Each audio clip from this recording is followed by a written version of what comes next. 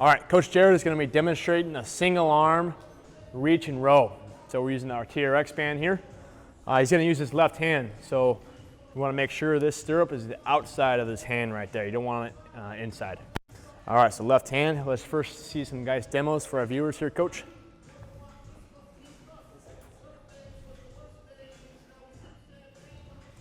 So you can see he comes down in the squat, his arm is extended, and he's touching the ground behind him. He looks for a point to touch, and then he pulls himself back up.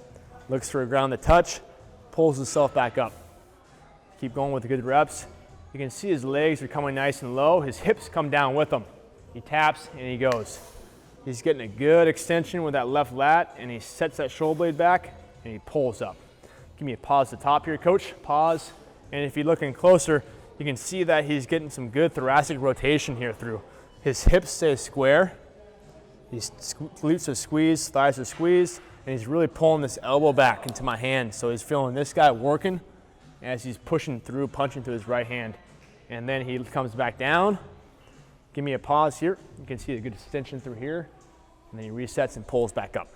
The tempo is usually 1, 0, 1, 1. So 1 down, 1 up, and then he has that pause right there.